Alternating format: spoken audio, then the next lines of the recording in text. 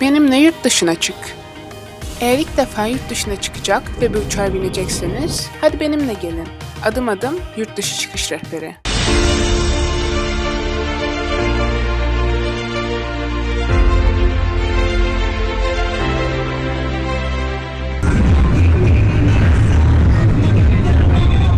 Bölüm 1. Ön hazırlık.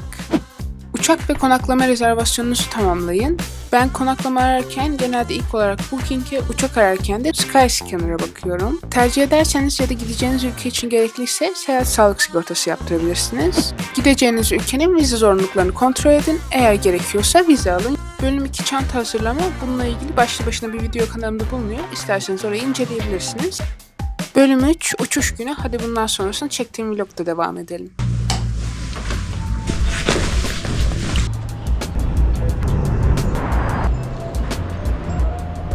Evet, havalimanındayım. Umarım sesim geliyordur. Mikrofon takabileceğim diğer kamera da yanımda. Ama bu daha küçük, pratik oluyor şu an için. Biraz erken gelmekte fayda var. Çünkü İstanbul Havalimanı gerçekten büyük ve zaman alabiliyor. Acaba kaç kilo çantalarım merak ediyorum. Bir ona bakacağız.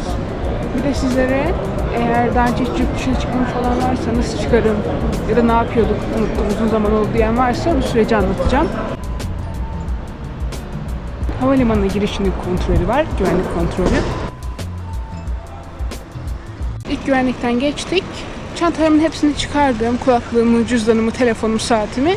O ilk arama havalimanının güvenliğini tehdit edecek bir şey taşıyıp taşımadığınızla alakalı genel olarak. Herhangi bir sıvıyı çıkarmanıza ya da laptopunuzu, tabletinizi çantanızdan çıkarmanıza gerek yok.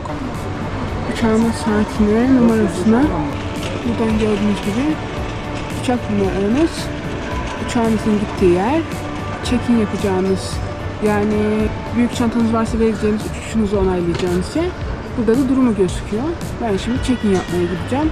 Burada da zaten görebilirsiniz. Bu check-in adı verilen işlemi havaalanında yapmak zorunda değilsiniz. Online olarak da uçuşunuzdan 1-2 gün öncesinde halledebilirsiniz. Ben hem fiziksel olarak biletimi baskı halde istediğim için hem de büyük bagaj vereceğim için counter'da, yani gişede yaptım. Kabin bagajıyla uçtuğum zamanlarda genelde online check-in yapıyorum. Bir de tabii çantalarımı tartacağım. Hem öğrenmek istediğim için hem de eğer herhangi bir ağırlıkla ilgili sorun varsa onları tekrardan düzenleyip ona göre bagaj kısmına vereceğim.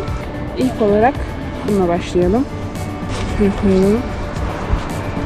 12 kilo gayet iyi. Sınırların da içerisinde yer alıyor. Benim asıl merak ettiğim mavi olan çanta. Düşündüğümden daha ağırmış gibi geliyor.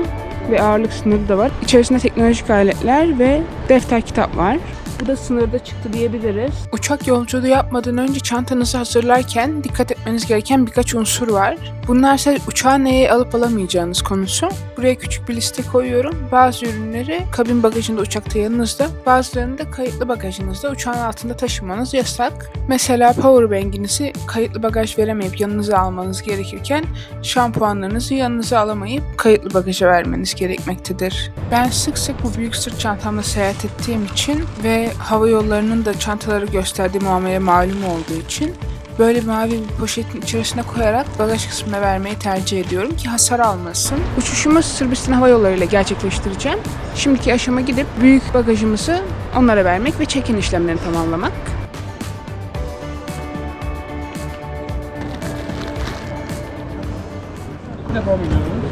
Sırbistan'a evet gidiyorum. Dönüş bilgisi var mı? Otobüsle Saraybosna'ya gideceğim Novi Sad'dan. Onu görelim mi? Tabii. Aynı gün içinde mi? Hayır, 26'sında ayrılacağım ülkeden. Belgrad'da ve Novi Sad'da kalacağım. Onların da konaklamaları hazır. Tamam. Onların hepsini görelim. Tabii. Hemen öncelikle bunu göstereyim. Konaklama. Başka bagajınız var mıydı? Yok hayır. Bu kabin bagajı olacak, sırtımda var. Teşekkürler. Şimdi sorunsuz şekilde geçtim. Biraz olaylıydı. Sizin de aklınızda olsun, yurt dışına çıkmak için pasaport sahibi olmanız tek kriter değil, pasaportunuzun süresinin en az 6 ay olmuş olması gerekiyor. 6 ay kalmış olması gerekiyor son kullanım tarihine. Bir kişi o yüzden sorun yaşadı. Biri neden bilmiyorum, görevlilerle tartışıyordu. Bu da genelde çok büyük bir problem. Ve görevlilerin sizi uçağa almama hakkı da var. Sorun çıkardığınız, agresif olduğunuz, kötü davrandığınız koşulda. Birileri de başka bir şeyden sorun yaşıyordu yani. Ben sorunsuz geçtim. Aslında muhtemelen bu oradaki sınır güvenliği için yapılan bir şey. Şimdiden ne zaman gideceğimi, neyle gideceğimi, orada neyle kalacağımı uçağa binmeden önce de soruyorlar. Ona göre uçak alıyorlar. Yaptığım şey ise bunları göstermek oldu. Pasaportumu vermek oldu. Böyle biletimi aldım. Bundan sonra bir güvenlikten daha geçeceğim. Bu sıvıların alımının kontrollü olduğu güvenlik olacak. Şimdi önemli olan benim uçağım, burada çok fazla tahmin edersiniz ki uçak geliyor ve kapı var. Benim uçağımın hangi kapıdan geldiğine bakacağım ve ona göre devam edeceğim yolculuğa.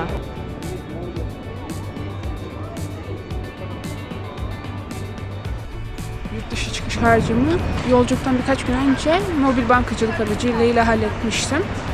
Böyle bakın nerede o havalimanında bulacaksınız. Ve ad soyad ve şey çıkıyor. İsterseniz ödeyebiliyorsunuz. Benim olduğu için ödemeyeceğim. Burada dış hatlar yazısını görebilirsiniz belki. Oradan da geçebilirsiniz ama burada Türk vatandaşlarına özel e-pasaport bölümü de var. Pasaportunuzu orada okutarak rahatça geçebilirsiniz de hiç sıraya ve güvenlik görevlisiyle olan sürece girmeden. Şimdi oradan geçeceğim ben de. Burada anlatıyor hatta nasıl geçeceğinizi. Önce pasaportumun adının ve bilgilerimin yazdığı kısmını okuttum. Sonra da parmak izi yeri var. Sağ 4 parmağımı okuttum. Sorunsuzca kapılardan geçtim. Burası çekim genelde yasak. Şöyle kabaca göstereyim. Güvenlik kontrolünden geçtiğimiz yer. Sıvılarla ilgili bölümde burada. Kurallarını görebilirsiniz. Nasıl şey yapıldığını. Eğer şişeniz varsa, atmak istemiyorsanız, suyunuz varsa buradan dökebilirsiniz. Burası kapalı gibi. Şuradan gidelim işte. İkinci güvenlikten de sorunsuz geçtim. Bazı havalimanlarında laptop ve tablet çıkarttırıyorlardı çantadan. Burada ona da gerek duyulmadı. Kemeriniz varsa onu çıkarıyorsunuz. Saatinizi, metalleri koyuyorsunuz. Zaten onlar da sizi yönlendirir. Öyle stres yapacak bir durum söz konusu değil. Şimdi ben uçağın son durumunu öğrenmek için buraya bakıyorum. Çünkü gate kısmına, kapı kısmına bakacağız ki uçağımıza nereden bineceğimizi görelim. Ve benimki B7B'denmiş. Kapıya gidiniz uyarısı veriyor. Peki bunu nasıl buluyoruz? Hemen bu ışıklı dünyanın ardında tabelalarda size gösteriyor. Burada dev bir duty free var. Yani burası vergisiz ürünlerin satıldığı yer. Parfüm, çikolata, alkol, sigara birçok şey satılıyor içerisinde. İsteyenler dolaşıp buradan ürünleri alabilirler. Ülke içerisinde olduğundan çok daha ucuza gelecek şekilde. Güvenlikten sonra sol tarafa doğru yürüdüm. Kapım da zaten B olduğu için. Burada Yotel Air'ın orada görebilirsiniz. Burada içme suyu ve sıcak su bulunuyor.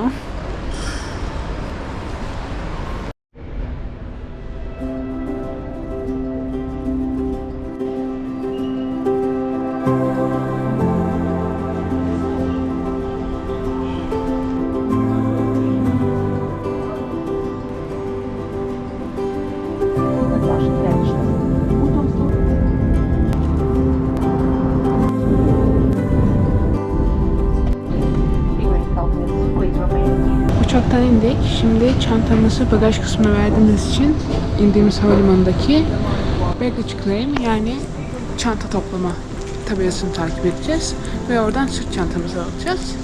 İndiğimiz zaman hemen bekleyen 3 tane polis vardı. Yabancı vatandaş olanların pasaportlarını kontrol etti, biletlerine baktı. Turist misin dedi bana. Evet dedim, geç dedi. Biraz daha böyle Orta Doğulu gözüken insanların pasaportlarını derinden inceledikleri bir makineleri vardı. Böyle. Belgra'dayız. Sırbistan'da izin iş yaptık. Buraya geldik. Şimdi biz o pasaportla gideceğiz. Uzun ve biraz zorlayıcı bir pasaport kontrolünün güvenliğinin ardından bagajımı almaya geldim. Sorunsuz girdim ülkeye, damgamı bastılar. Buradan geldiğiniz uçakta takip edeceksiniz.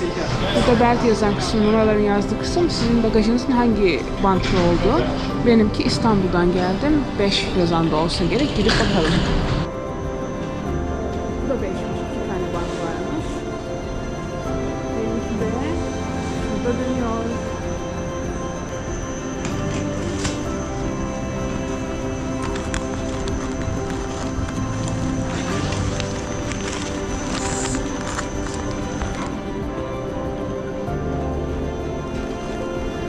bagajımızı topladık. Bu arada fark ettiğim bir şey de söyleyeyim. Havaalanındakiler, yetkililer pek İngilizce bilmiyor da konuşamıyor gibi. Benim konuştuğum görevli de why travel falan dedi. Böyle hem biraz kabaydı ama İngilizcesi de çok temel konuşuyordu. İşte ben de turistik seyahat dedim. Balkan turu yapacağım dedim. Ne zaman çıkacağımı söyledim. Bosna Hersek'e gideceğim, otobüsle geçeceğim. Konaklamalarım hazır dedim. Damga bastı, yolladı. Havaalanı internetine bağlandım. İnternetten gideceğim yere Google Map'ten nasıl gideceğime bakacağım.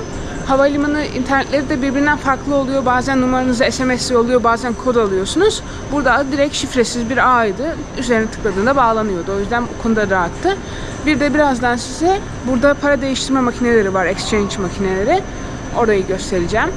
Havaalanındansa genelde şehir içinde döviz kurları daha iyi oluyor. O yüzden ben kendimi şehir içine götürebilecek kadar döviz çeviriyorum. Ardından daha büyük paraları şehir merkezinde uygun kurla çeviren yerlere gitmeyi tercih ediyorum. Yanınızda Türk lirası değil, dolar ya da euro getirmenizi tavsiye ederim. Çünkü genelde bu iki para birimi için en iyi kur oluyor. Siz hangi ülkede olursanız olun TL çevirmek istediğinizde kur çok daha kötü olacaktır ve para kaybedeceksinizdir. Bir miktar çevireceğim buradan, bulunsun.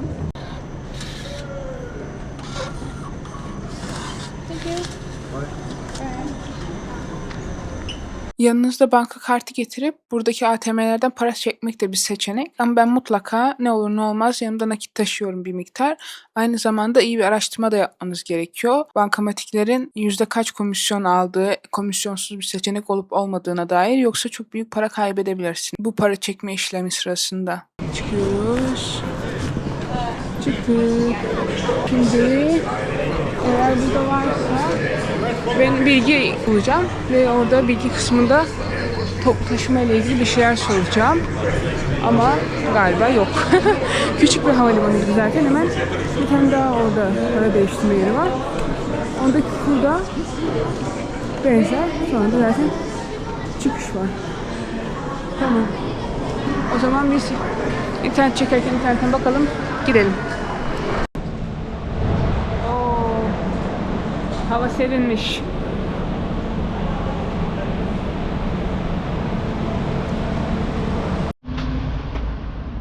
Şimdi indim A1 yazandan. Onunla aynı yerde gibi bir şey söylediler. Gerçekten bu binadaymış, 3. kattaymış. Şimdi hostele geldim. Bana her şeyi de anlattılar. Burası yatağım. Hostel dediğimizde böyle paylaşımlı oda oluyor. Hat işi için bir şeyler sordum. Onlara bakacağız. Ben WhatsApp dışında da telefonumu aktif şekilde kullanayım derseniz temel olarak 3 seçeneğiniz var. Türkiye'de kullandığınız hattan yurt dışı paket satın alıp gittiğiniz ülkede kullanabilirsiniz. E-SIM'ler artık çok popüler. Böyle bir telefonunuzun desteklemesi durumunda e-SIM alarak kullanabilirsiniz. Ya da gittiğiniz ülkede oraya ait bir hat alabilirsiniz pasaportunuzla ve bunu kullanabilirsiniz. Bir süredir odada yataktaydım. Telefonuma baktım. Akşam yemeği yeri araştırdım. Bir Çin restoranına gideceğim. Hem vegan seçenekleri var hem de fiyatlar diğer vegan mekanlara göre uygun gözüküyor.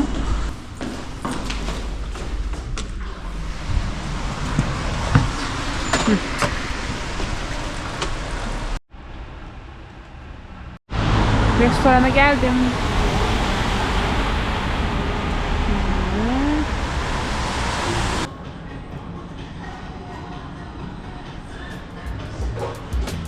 Ve yemeğin ardından uçuş günümüz de son buluyor. Umarım faydalı bir video olmuştur. Sorularınız varsa, eksik gördüğünüz bir şeyler varsa lütfen yorumda belirtmeyi unutmayın. Videoyu beğendiyseniz beğen tuşuna basarak, yorum bırakarak, abone olarak bana destek olabilirsiniz. Ayrıca bu Balkan turunun vlogları da kanalımda olacak. Takip ederseniz hem vloglara hem de daha fazla bilgilendirici videolara ulaşabilirsiniz. Şimdiden teşekkürler ve iyi yolculuklar.